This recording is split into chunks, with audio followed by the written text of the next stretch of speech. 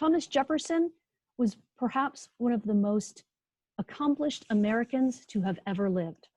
And his words, we hold these truths to be self-evident, that all men are created equal, that they're endowed by their creator with certain inalienable rights, that among these are life, liberty, and the pursuit of happiness, may have been some of the most revolutionary and inspirational words ever written. Joining us tonight is historian Clay Jenkinson. Clay is the host of the nationally syndicated weekly radio program, The Thomas Jefferson Hour. He's the author of numerous books, including Becoming Jefferson's People, Reinventing the American Republic in the 21st Century, and his next book, Repairing Jefferson's America, A Guide to Civility and Enlightened Citizenship, will be released on August 10th. He's one of the nation's leading interpreters of Thomas Jefferson and has lectured about and portrayed Jefferson in 49 states over the past 20 plus years. One of the other characters that Clay portrays is John Wesley Powell, which he did for us last summer. And we hope to have Clay back in character when conditions allow. Clay hails from North Dakota, and he was a Rhodes Scholar at Oxford. Tom Zeiler is a professor of history and director of the program in international affairs at the University of Colorado Boulder. His research, which has produced 14 books, focuses on the history of U.S. foreign relations with interest in trade and foreign economic policy, globalization, war, and sports. And if he looks familiar, that's because Tom joined us at the end of May for a program on baseball and the American dream. He teaches courses in American and international history, including U.S. diplomatic history. He has also received Fulbright fellowships to Argentina and Japan, and is currently a senior Fulbright specialist. Dr. Zeiler graduated from Emory University and then received his MA and PhD degrees from the University of Massachusetts at Amherst. Thank you both for joining us, and I'm going to hand this off to Clay Jenkinson. Hello, everyone. I'm so glad to be talking with you. I'm actually in Bismarck, North Dakota tonight. I wish I were there. I had a wonderful time last summer portraying the Civil War hero and America's first water czar, John Wesley Powell. I understand that the pandemic is really keeping us separated, but I'm so glad that Zoom allows us to meet in this fashion. And I've been portraying Jefferson for several decades and studying him all of my adult life. And I thought I knew him pretty well, but recent events, particularly what's come out of Minneapolis, the killing of George Floyd and the reevaluation of our historical monuments, has caused me to do a lot of hard thinking about Thomas Jefferson. And I will say this, and I hope it doesn't sound alarmist. It's not clear that Jefferson will survive this if this movement continues to heat up in the way that it has. He was a slaveholder. He owned several hundred slaves in the course of his life. He bought and sold slaves, including quietly while he served as president of the United States. He freed only 8 slaves, 3 during his lifetime and 5 at the time of his death in 1826. And he knew that his statement, all men are created equal, would come back to haunt him, that he would be the subject of historical criticism and even perhaps contempt, because he really believed that principle, that all human beings are entitled to identical treatment in the machine of the law. And yet he was unable to extricate himself from this very complex and difficult institution. So we're at a particularly interesting time in Jefferson's legacy for that reason. And then just one other quick one. He lived in an age of epidemics. He lived through the yellow fever epidemic in Philadelphia in 1793. And because of it, it killed 1 in 10 Philadelphians. At the time, Philadelphia had a population of about 50,000. We have such an advantage over them. We know where pandemics come from. We know something about epidemiology that they simply didn't understand. There was no germ theory then. There was no antisepsis, no antibiotics, and no vaccines. In fact, the first true vaccine came in 1796 with Edward Jenner's discovery of the kindpox, which began to solve the problem of one of the greatest scourges in human history, the smallpox epidemics. And so Jefferson came at a much different time. But after He survived this, and the rest of the government which was stationed there survived. He believed that our cities in the West, cities like Vail or Denver or Boulder or Pueblo, should be spacious, that the streets should be wide, that there should be plenty of green space, and that we should design our cities to create some social distancing. I know that's less possible in Vail than, say, it would be in eastern Colorado, but Jefferson thought the whole future is ahead of us. We can plan our Western cities in a way that creates automatic spatial distancing and will protect us from the spread of these pandemics. So he's, as usual, he's everywhere in the American conversation. I'll stop there. I'm so interested to hear, Professor, and all of you, and eager for your questions. And I hope that this is useful to you as you shelter in place through this extraordinary moment in American history. Clay, thank you for that. And I just want to tell you how much I enjoy and appreciate your Jefferson Hour, and thank you. All the work you've done. It really brings history alive, and of course brings this very important figure alive as well. You anticipated, I believe, there's going to be a lot of questions on slavery. Certainly, it is the big issue, and I'm glad you raised that. Let me ask you, kind of jump right now to the present. What is your view on how we deal with Jefferson? You obviously just addressed this today in terms of all these statues coming down now. Should Jefferson statues or portraits have a plaque on them or taken down, or how do you look at that? It's a complex question, as you know. A couple of things. One is I subscribe to the whole man theory, that we can't understand a man or a woman from history unless we look at their life in its entirety. We mustn't fixate on one thing and allow that to become the criterion by which we determine their value or whether they should continue to be useful to us. So I think Jefferson, in many respects, is America's first great Renaissance man. He's our greatest exemplar of the Enlightenment. He's everywhere: paleontology, library classification, architecture, etc. And so we need Jefferson, and we particularly need him because he launched that fateful sentence. That sentence, the most potent 35 words in the English language, I think, continues to be the gold standard of human aspiration throughout the world. Jefferson's preamble has been cited by every revolutionary movement from his time until ours, perhaps most recently by the people in Egypt in that great moment a couple of years ago, or Ho Chi Minh in Vietnam in the 1950s and early 1960s. So we need Jefferson, and we mustn't, I think, allow ourselves to have a narrow and particularist view of so important a figure.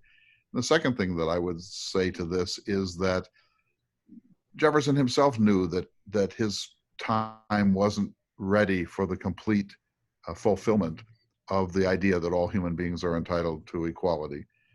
He was a sexist. He believed that women were happiest in the nursery.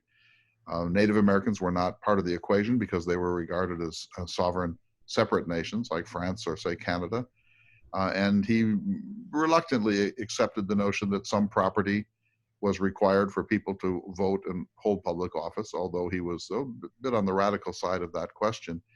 But he certainly didn't think that slaves were full citizens in the same sense that James Madison was a citizen or Patrick Henry.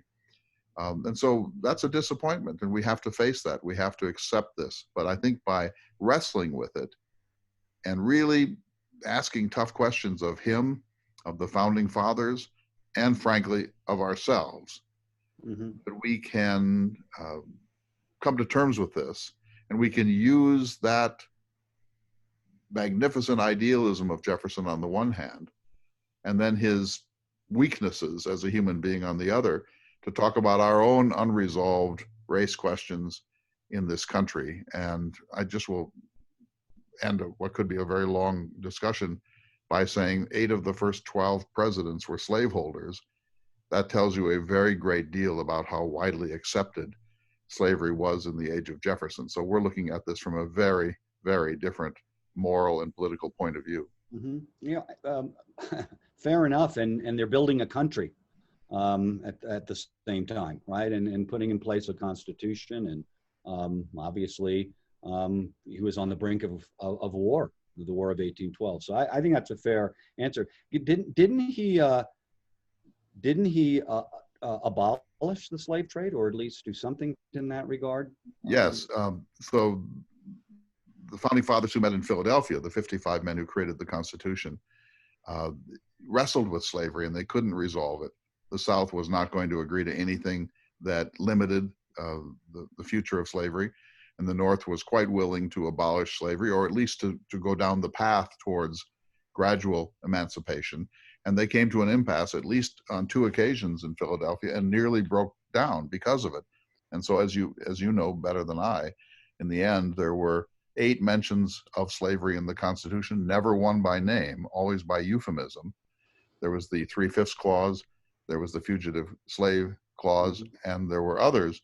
And one of them was that there could not be any restriction on the slave trade, that is, kidnapping Black Africans and bringing them across the ocean and then selling them at auction to the highest bidder, that there could be no restriction on that for 20 years following the ratification of the Constitution.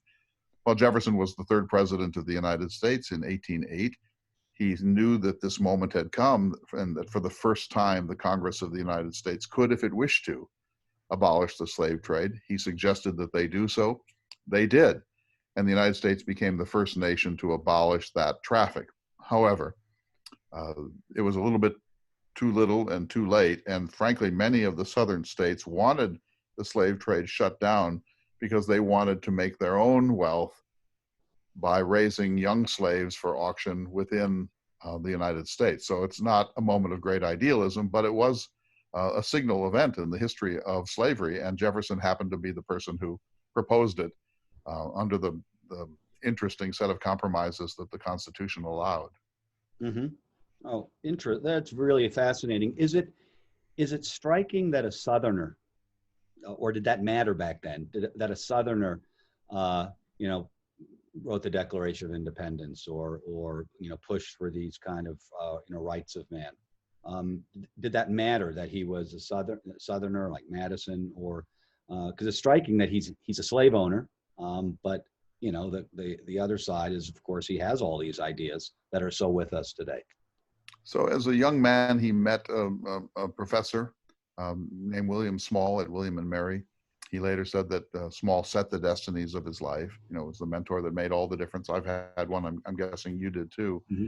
And Small put the corpus of the Enlightenment in front of Jefferson. Jefferson read it, and he imbibed all of these really extraordinary Enlightenment ideals. And then he played them out. He applied them for the rest of his life. And so when the moment came in June of 1776, Jefferson was ready. He was 33 years old. He was the youngest member of the Virginia delegation at the Second Continental Congress. John Adams fingered him to do this thing. And Adams wanted a Virginian, a Southerner, to do it. And the reason Adams wanted that was because he was afraid that the revolution was being perceived as a Massachusetts Bay, a regional rebellion, a tax rebellion. And so he wanted Washington to be the commander-in-chief, and he wanted Jefferson to write the draft, and Jefferson did. Now, Adams later regretted that when the document became famous, even in Jefferson's lifetime, and Adams later said, "You ran away with the revolution." And as you probably know, Adams always said that the 2nd of July was the great day, because that was the day that the Resolution of Independence passed the Congress of the United States. So Jefferson was chosen for regional solidarity, I would say. But when I look at this as a 21st century man and citizen and historian, I lament that Jefferson wasn't born in Philadelphia or Boston. If he had been born in Providence, Rhode Island, or New York, or Philadelphia, there would have been no greater opponent of the future of slavery than Thomas Jefferson. Everything that he believed in amounted to a celebration of the possibility of all human beings to thrive. And the only reason that he became so deeply compromised by this, almost paralyzed morally by it, was that he happened to have been born in Virginia. His first memory of all of the memories of his life was of being carried on a pillow by a trusted Black slave from one plantation to another. And when he died in 1826, his body was laid out on a table by slaves and washed. His grave was dug by trusted slaves. He was carried literally from the house up to the graveyard at Monticello by Black slaves. And of course, we know now that a slave woman, Sally Hemings, was essentially his common law wife for almost 35 years. So his life is inextricably interwoven and confused and paralyzed by slavery. And he said this, by the way, in Notes on Virginia. He said, "The man must be a prodigy whose manners and morals are not depraved by such a situation." So if he were alive today, he'd understand America's original sin. Well, we hear that a lot. He helped to launch it, you know. He's part of the original sin. But he launched democracy too. He did. So we have to see him in both of these ways. Yeah. What can we talk a bit about democracy then? Of course. And how he would look at, for example, even today. I mean, I know we're historians, but how would he look at the functioning of democracy, and including, I'd like to be, so I don't forget, getting back to that Southern aspect too. You know, the rights of states' rights, right? That is so prominent now today, and of course had as you know, the big bearing on the Civil War too. Seems to be with us. It's a Jeffersonian, anti-federalist, you know, theme. You know, as historians, we're supposed to be really cautious about speculating about the lives of these people after their time, but we can't help it, as you know. We just can't help it. And you've asked a really good question. So what would he think? Well, he would be a little disappointed, I think, at the vast luxury of our time, because, as you know, all the founding fathers were worried that if you get too comfortable, if you get too luxurious, if you have too much material happiness, that this will erode your ideals of wanting to govern yourself and to be really suspicious of any government whatsoever. And so Jefferson, as you know, wanted a sort of lean and mean agrarian farmers' republic where we would be crabby and angry or potentially angry at government all the time, and that we would watch government like a hawk. He was also a 10th Amendment man. You know, the 10th Amendment says those powers not delegated to the national government belong instead to the states and to the people. That's the States' Rights Amendment. It was insisted upon as a price of ratification, and Jefferson is squarely in that tradition. He always called himself a Virginian first. That was his country, and an American second.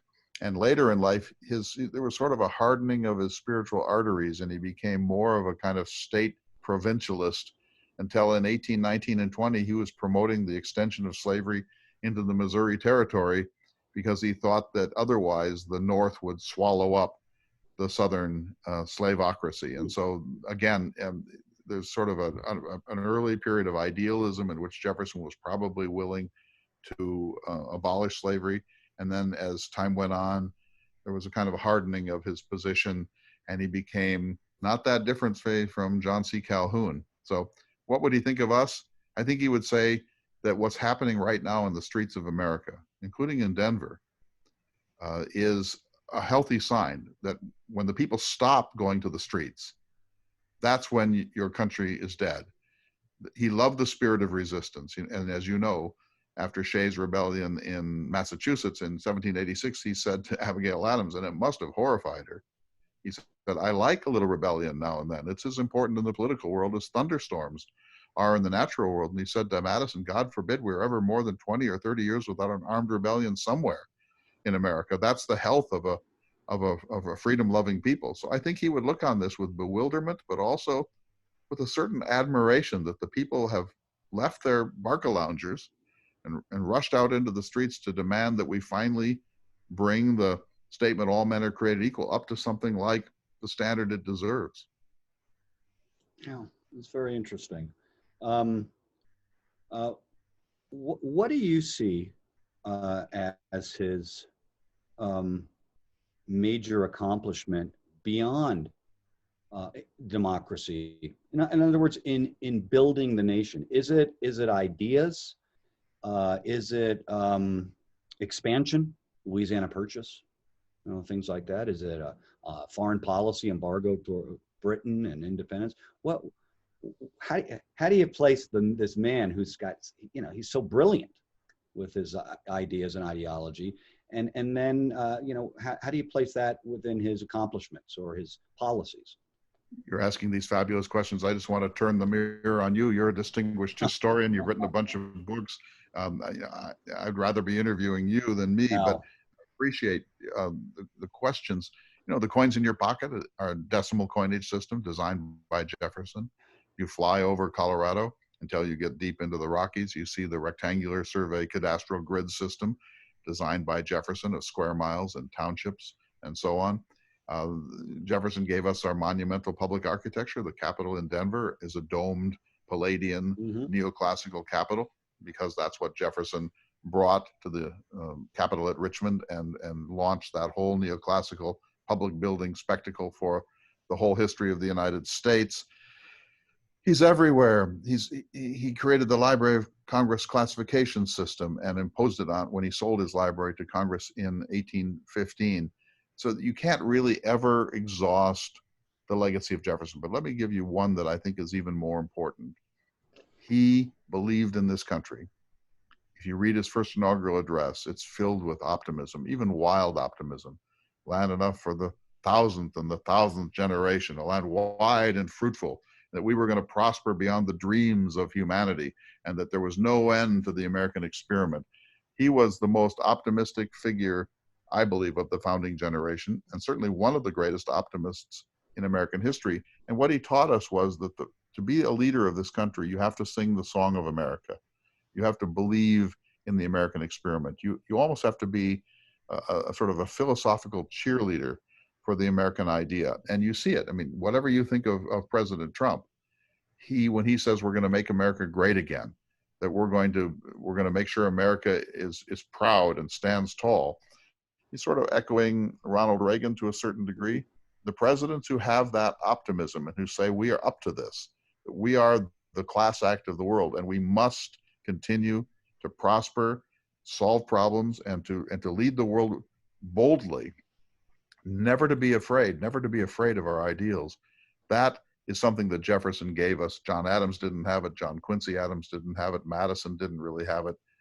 Jefferson had it. And people like Jefferson and Lincoln and Theodore Roosevelt and FDR and JFK and Ronald Reagan and now Donald Trump sing that song, and it works. It works every time, because the American people want to be told that we're up to it, and they want to be told that the future is going to be better than the past. That's fascinating. Is he a populist? Is he a populist? Is he where do you put him? He's a populist in theory. So he's an aristocrat by birth and a kind of a Democrat by philosophy, whereas Hamilton was born in obscurity and became an elitist and an oligarch. They sort of swapped the origin stories of their lives and their politics. Jefferson's not a populist.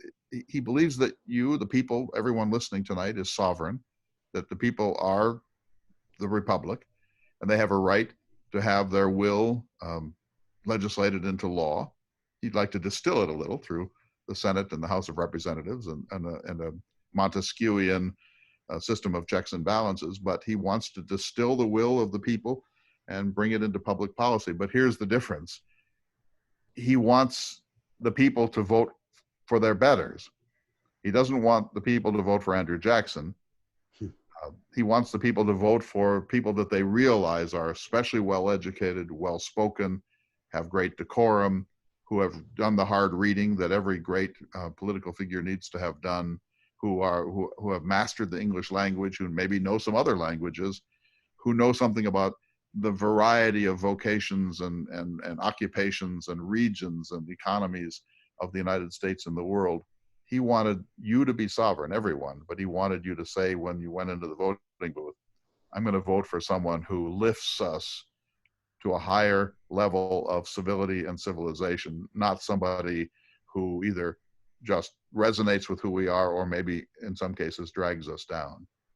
Thus, a supporter of the Electoral College. My wife, I have to say, my wife is Spanish and French, who goes crazy over Electoral College to try to explain just what kind of you said. It's a republic, not a mass democracy, and you want to choose the best people.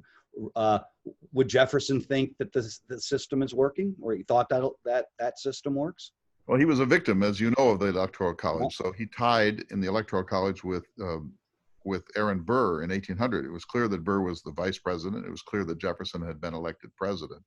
But because they tied, the Constitution couldn't tell the difference. That threw it into the House of Representatives, and it took 36 ballots in the House before the Federalists finally gave up and let the duly elected Jefferson become the third president of the United States. So you can imagine that he was understandably bitter about the Electoral College because he won in the popular vote by a very wide margin. So I think he would say that as we evolved and developed as a democracy, we can trust the people more today than we did back then. The founding fathers, of which he was not one in Philadelphia, wanted to put a kind of hedge between the people and their vote. They wanted a kind of college of cardinals, as you see in the papacy, so that the people would vote for, say, Aaron Burr, but then the Electoral College might say, well, he's not really a man of virtue, and they could effectively negate a bad choice by the people. So I think we all sense that there's something not quite right about that. And today, Mrs. Clinton won by, I think, 3 million votes in the popular vote. The Electoral College put Mr. Trump in the presidency. What happens if in 2020, if the Democratic candidate wins by 17 million votes in the popular vote, but still loses the Electoral College? At some point, this creates a whopping constitutional and civilizational crisis of legitimacy. And I think we're heading toward that. Maybe not this time, but one of these days. And I believe that the Electoral College will be abolished in the next 15 years. Interesting. So you think Thomas Jefferson back then in his time had for lack of a better way of putting it, a fear of democracy? A fear of what democracy? I mean, here's also a person who's very involved in the French Revolution, right? He defended the French Revolution, including the terror, and he said some crazy things during that period. He said to his protege, William Short, rather than that this revolution should have failed, I would have seen half the earth desolated if there were one Adam and one Eve alive in every nation and alive free. That would be greater than all of the despotisms of history. That is wild, radical talk. He never ceased to defend the reign of terror. He said to Lafayette, who wrote to him about how horrible things had become, he wrote to Lafayette, who was jailed and nearly killed by the terror. He said, did you expect to be transported from despotism to utopia on a featherbed? So there's this crazy, radical, wild, bloodthirsty almost streak in Jefferson, but he didn't really believe that in practice. And as to your question, did he believe in democracy? The answer is no. He said once, this was about the House of Representatives, he said, I find that the first secretion of the will of the people is not often a distinguished one. But the second secretion from them, you elect 435 people of the House and they secrete the next level of your leaders, that's a better one. And so he was a Montesquieuian, and Montesquieu wrote the greatest book of the century, The Spirit of the Laws, in 1748. And Montesquieu said, yes, the people are sovereign, but you want to divide and subdivide and distill their will so that it gets refined before it becomes public policy. Wow. It just resonates so much today. I mean, I don't know. We're seeing it right now. I don't mean to interrupt. We're seeing it right now. So all this street action, let's pluck down a statue of Andrew Jackson. Let's pull down a statue of George Washington. Let's even pull down a statue of Abraham Lincoln. This is when the people assert themselves without any distilling process. And so I would say to the monuments question, which I know is on everyone's mind, we need to slow this down. We need to create systems of deliberation. We need to let the process distill the difference between members of the past whose statues need to come down, and there are many, and those that we need to put sort of in a we're not quite sure category, and those that we want to keep. And I think that if you take the deliberative process out and just let a sort of radical democratic rule, or what might even be called mob rule, start, you're heading for a lot of trouble. And so republic, in my view, was the correct choice for people like Jefferson. And direct democracy, he said, could only happen in a very tiny community. So let's say Vail, and just go ahead and try it in Vail. Yeah, it would be tough. Can you maybe give us a quick lesson then on the differences between Jefferson and his view of democracy and the functioning of America at that time, or even today, as an anti-federalist versus, say, an Adams or a Hamilton? Because it seems to be that's been a debate that's gone on in this country right up to the present. You know, how big a government do you need?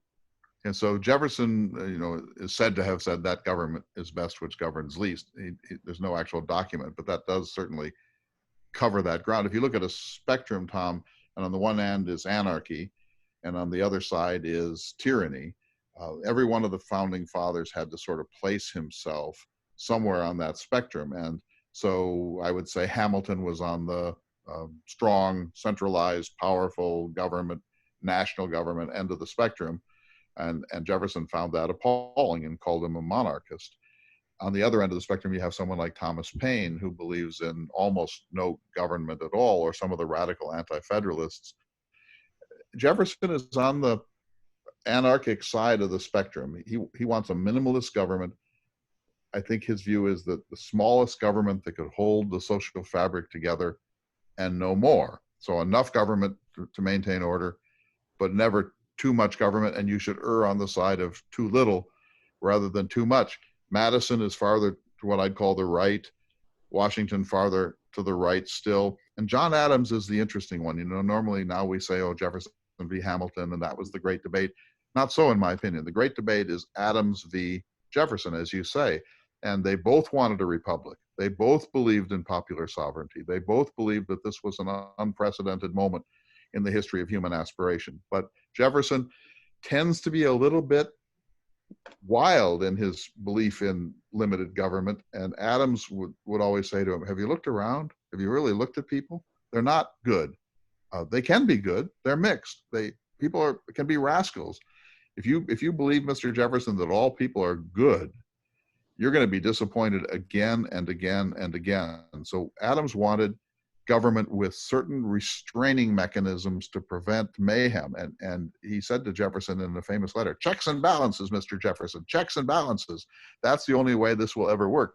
And Jefferson was kind of a gauzy, dreamy utopian in some moods. And he thought, well, maybe real anarchy might be okay if we educate people enough.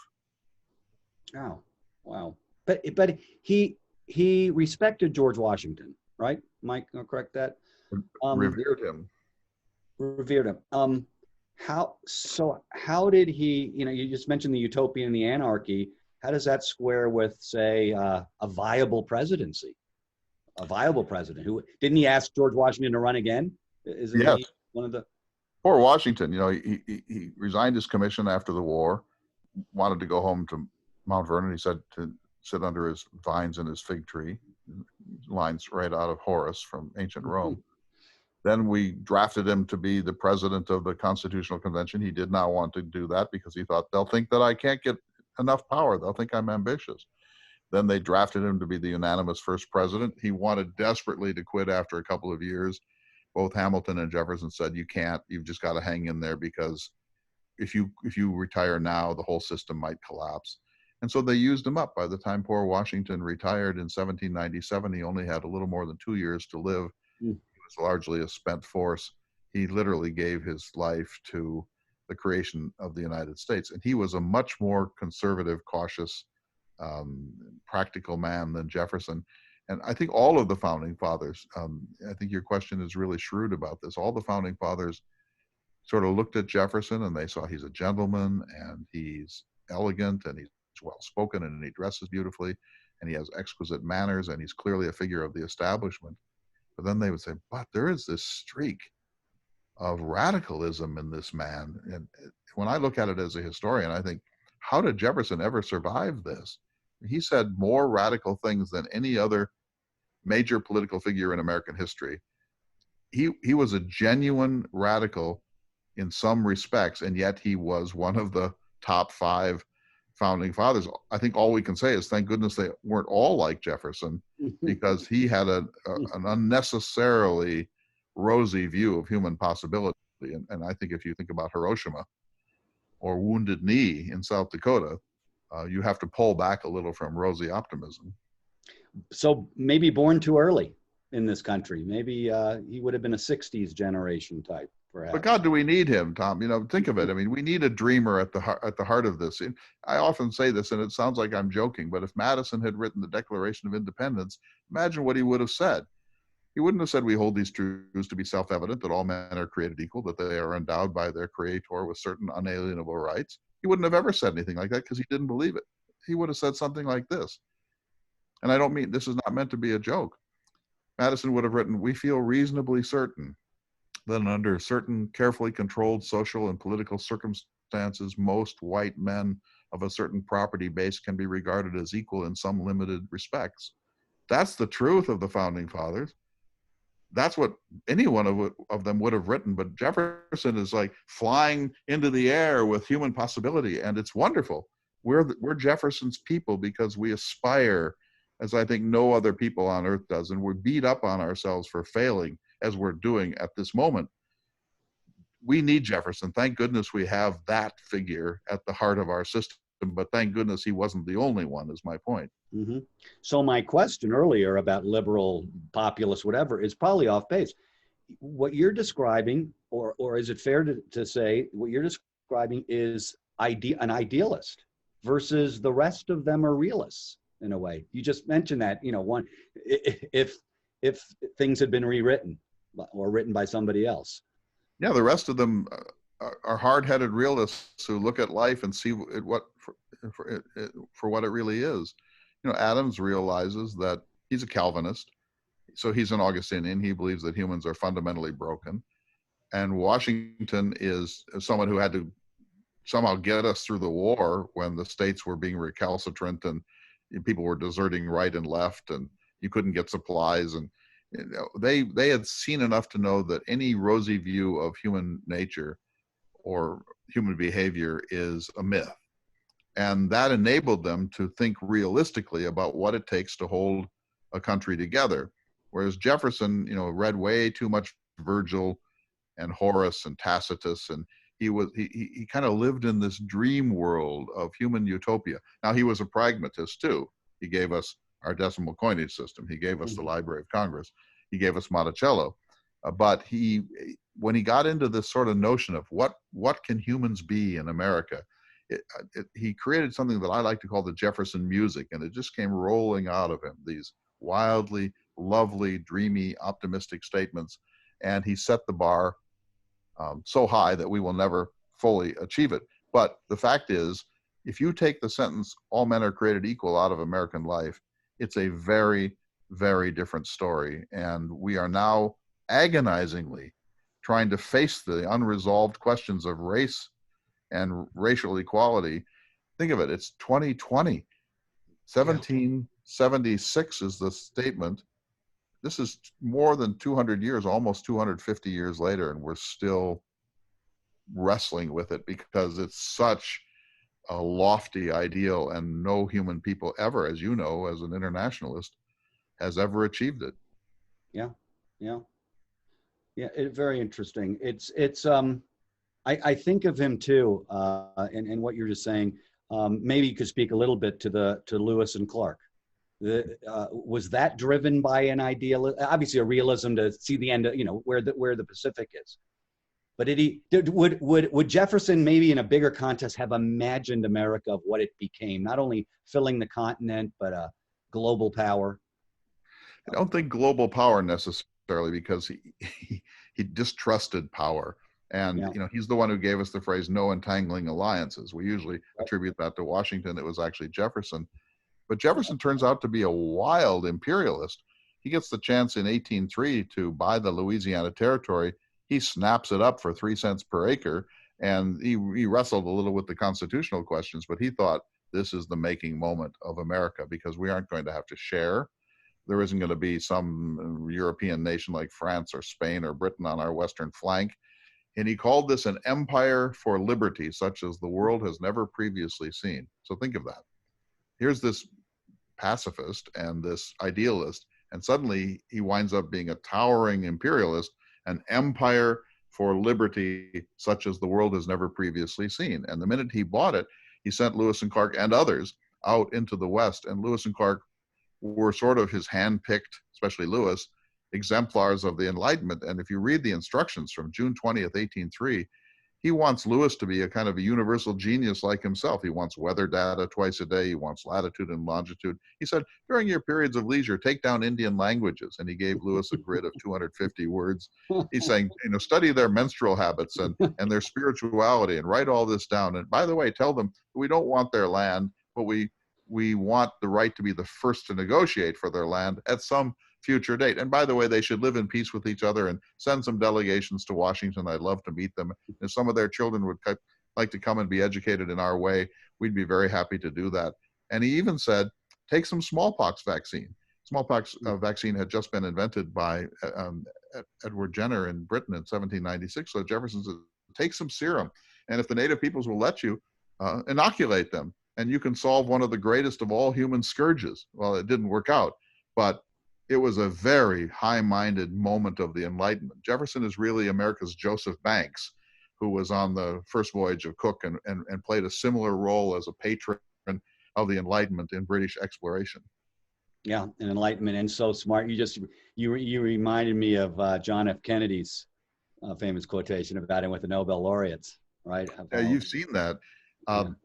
In the National Archives, I saw the actual document. So what Kennedy said was this was a group of 38 Nobel laureates, I think, and he said this is the greatest collection of genius in the history of this house, except possibly when Thomas Jefferson dined alone. And here's what's so great about that, Tom. His staff had written some nice things about Nobel laureates. It was JFK himself who penciled in the quip about Jefferson. He was the wittiest of all of our presidents. We've had many different types of presidents. The wittiest by far and the fastest on his feet was JFK. And he penciled in that enormous act of gracefulness. Now, if Jefferson had heard it, he would have said, are you nuts? This room, Nobel Prize laureates, give me a break. I'm just an amateur. But it was a wonderful thing to have said. Certainly a man of enlightenment. I know we're sort of at the end. I know Claire wants to open it up soon to the questions, but when you mentioned Lewis and Clark and and idealism, how do you place the spiritual side of, if any, of Thomas Jefferson? Is there a religious, we hear so much about America, and we certainly have a sizable political contingent in this country that's evangelical or whatever. It's very important. We're a nation of churchgoers or synagogue goers, though that's declining. Where did Jefferson situated in that kind of anti-enlightenment in a way? So he was a square member of the Enlightenment, and one of the projects of the Enlightenment was the search for the historical Jesus. The Enlightenment was very uncomfortable with the divinity of Christ. They didn't like the Trinity very much. They didn't really accept the miracles or the healings or any of the apocalyptic matter in the New Testament. And so they thought, can we save Christianity? Can we save Christianity from its mythologies and what they regarded as its puerilities? And so this was the age when we began to search for the historical Jesus to rescue him from what Jefferson thought the gospel writers and Paul had done to him. Jefferson believed that Jesus was the greatest man who ever lived, without a single exception, possibly Socrates, but that Jesus's simple ethics, the best ever produced anywhere on earth, had been clouded over by Platonisms and priestcrafts and people that had an axe to grind.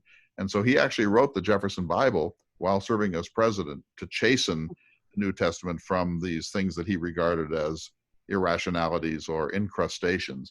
And so he didn't publish it. He was no fool. But Jefferson was a deist. He believed that there is a God, of course. The seasons, the centrifugal force, Newtonian mechanics, this necessitates a designer. But he believed that God never, under any circumstances, interferes in your life or in mine, and that there's no one to pray to. So he kept those views pretty quiet because, as you know, the country was more evangelical then than he was, and it's much more evangelical now, at least in theory. Today, if you were a candidate for the presidency and you said, I'm not certain that I believe in the divinity of Christ, that's probably it in 2020. We were more enlightened on this question, or more free thinking, let's say, in 1800 than we are in 2020. Interesting, very interesting. He certainly have looked at America, that city on a hill motif, the beacon of hope, Yes, he's a believer in but it American. doesn't have. But it does. Oh, go ahead. Sorry. I'm sorry, I interrupted you. Go ahead. Well, but doesn't that have a spiritual side to it too? More, not just a place to, get a good job or whatever. Yeah, that when you say America with like a capital A, America, that's Jefferson's spirit, the land. He was a believer in Virgilian family farming, that he would want you as a professor to have a little place out east of Boulder and to raise some chickens and to have maybe some vines to produce your own wine and grow some of your own food, because he'd read his Horace and he'd read his Virgil, and he believed that the ideal citizen is this sturdy and somewhat grumpy family farmer who has an amiable wife, and they sit and drink a glass of homemade wine at the end of the day, and they're dependent on no one or no institution or nobody. That's his ideal, and there's a deep spiritual element to that. Listen to what he said in Notes on Virginia. Jefferson said, "Those who labor in the earth are the chosen people of God, if ever he had a chosen people, whose breasts he has made his peculiar deposit for genuine and substantial virtue. It is the focus by which he keeps alive that sacred fire which otherwise might disappear from the earth." Those who labor in the earth are the chosen people of God. What other person would say that? Can you imagine John Kennedy saying that, or Truman, or Ronald Reagan, or George W. Bush? This is a poet whose spirituality was in nature and in the human connection to the soil, and he believed that was going to produce the most interesting people in the history of the world. Interesting. Well, obviously the country has changed and we don't have a whole lot of farmers left, but do politicians today, or professors or others, have we corrupted Jefferson a bit? Or do we use him for our own means now to make this argument of democracy or freedom, liberty? We distort Jefferson all the time, but we distort Lincoln, and we distort Martin Luther King, and we distort, that's what we do. And Mark Twain, the most misquoted person in American history. Yes, Clinton Rossiter in the 1950s wrote a famous essay called "Which Jefferson Do You Quote?" And he decided to his satisfaction that there were 7 distinct Jeffersons, and different people at different ends of the spectrum liked this Jefferson and not that Jefferson, because Jefferson wrote so much that you can sort of quote him where you please. So we've done that. And I think, and I'd hate to quarrel with an eminent public historian, but John Meacham's book, Jefferson, his biography, is one I disagree with, because he thinks that Jefferson was very comfortable with power. I think we're trying to make him like a master politician for our own time here. And Jefferson wasn't comfortable with power. He shrank from it. It caused him physical maladies, migraine headaches, and he had digestive problems, probably irritable bowel syndrome. When he held power, he really wanted to be home with his children and grandchildren and his books and his violin and his gardens and his orchards. He was the actual verifiable Cincinnatus figure who really wanted to be home minding his garden, and so that he could do power, because he could do anything. But I think he would say if he had lived in a better time, nothing would have brought him into the arena. We're just lucky that we had him, right? We're just lucky. We're so lucky. He was American. We cannot get into this zone of erasing Jefferson or discarding Jefferson or putting him on the cross of race. Yes, we must hold him accountable on race and on sex, by which I mean gender relations. We must hold him accountable. We should not apologize for him or get defensive about it. It's a bad picture, but we must not thrust him and others like him out of our national memory just because we think we're more enlightened than they were. All I can say, Tom, is what are they going to say about us? 100 years from now, what are they going to say about you and me? I don't look forward to it.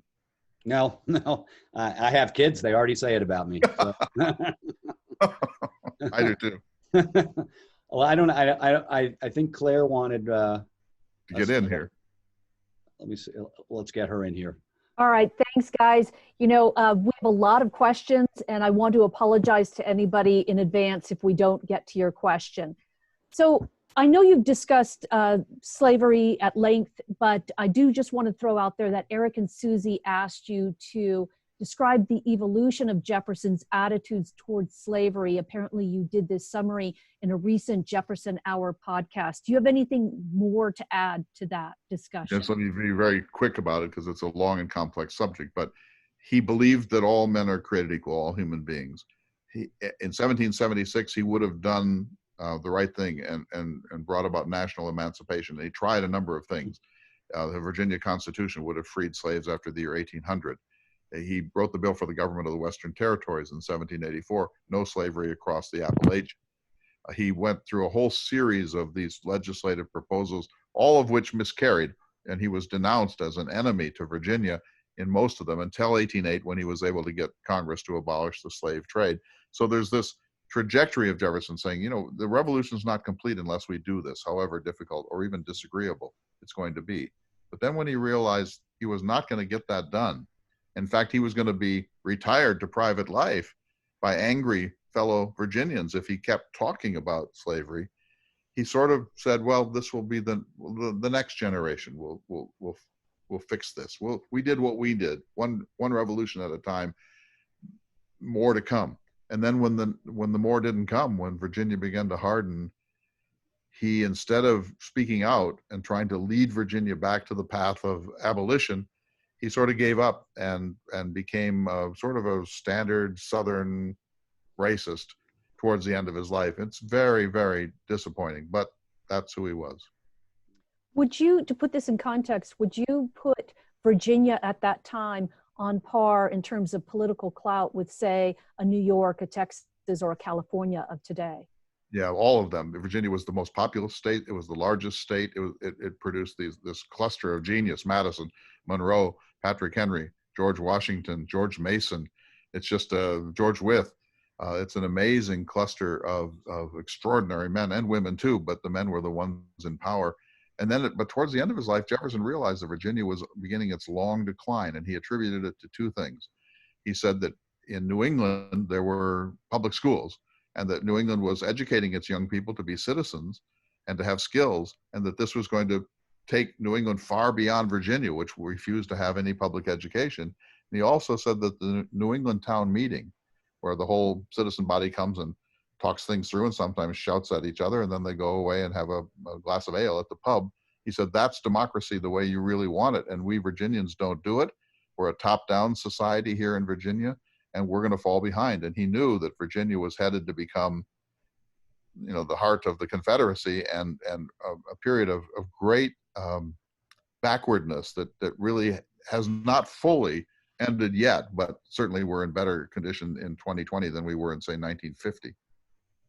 You addressed Jefferson's views on the French Revolution, but Lauren asks a question about Jefferson's time in France, in particular, the, I believe, 3 months he spent touring the south of France, and how that may have impacted his views going forward. Yeah, let me just do some shameless Hamiltonian self-advertising. I lead cultural tours around the country and around the world. I took one to Jefferson's France in November. It was amazing. We spent 6 days on the Canal du Midi on a canal barge, and we went to all the Jefferson sites in Nîmes and Bordeaux, and of course Paris and the south of France. And I'm going to do that trip again. People can go to my website, jeffersonhour.com, for my books and so on. But yes, he spent this time, and he wanted to go to the south of France for a couple of reasons, Claire. He wanted to see the rice industry of northern Italy because it had a better strain of rice, and he wanted to bring it back to the US. He actually smuggled rice out of northern Italy. It was a capital offense, but he thought that this was a silly industrial secret. And he then wanted to go to the south of France to the Canal du Midi, the Canal de Languedoc, because he wanted to bring canals to the United States, and he wanted to see the premier French canal that was created in the age of Richelieu. And so he spent 9 days on the canal, and he was like taking diagrams of the locks, and he would actually get into discussions with the lock keepers and say, if you turned it this way, wouldn't it be a better lock? And so he's a kind of a busybody. And he fell in love with French wine. He became the greatest wine connoisseur of his time in America, and he became the wine advisor to 4 of the other first 5 presidents. All of this sort of was going on during this extraordinary journey that he made between May and July of 1787 from Paris into Italy just a bit. He wanted to go on to Rome, but he couldn't justify it as a public servant.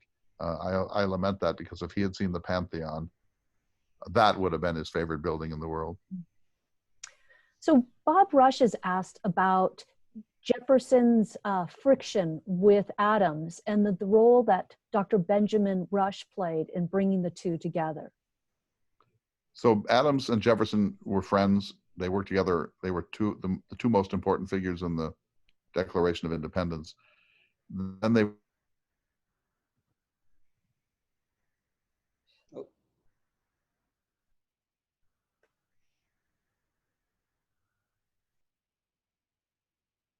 way too naive about the French Revolution, and Jefferson thought Adams was way too skeptical. And so they began to kind of doubt each other and to circle each other a little. And then the politics of the 1790s were really crushing in the United States, and they fell apart, especially when Jefferson displaced Adams as president. Adams expected to serve at least 2 terms and was shocked and appalled when Jefferson displaced him in 1800. And they never saw each other again after March of 1801. But in 1812, Dr. Benjamin Rush, a signer of the Declaration, the father of dream psychology in America, the first American philosopher to look at madness and mental instability, an amazing human being, the hero of the yellow fever pandemic in Philadelphia in 1793, Rush had a dream in which he saw Adams and Jefferson reconcile. And so he made a campaign of it, and he finally got the two of them to reconcile by writing to each one saying that the other one was ready for reconciliation. And they were taken in by this ruse. Adams wrote the first letter on the first day of January 1812. Jefferson wrote a timid little reply, stiff, and then the sluice gates of their ancient love and affection opened, and they exchanged 144 letters in the last 14 years of their lives, and historians say maybe the greatest correspondence in presidential history. And they died on the same day. Gentlemen, we are out of time. And I, again, apologize to all of the folks who submitted questions that didn't get answered. But thank you both so much for sharing your expertise with us and your time. And remember, for those of you who are watching, if you'd like to watch it again or recommend it to somebody who missed it, it will be at vailsymposium.org. And I hope we see you next week on July 9th for our program on human risk perception. Again, thank you all and good night.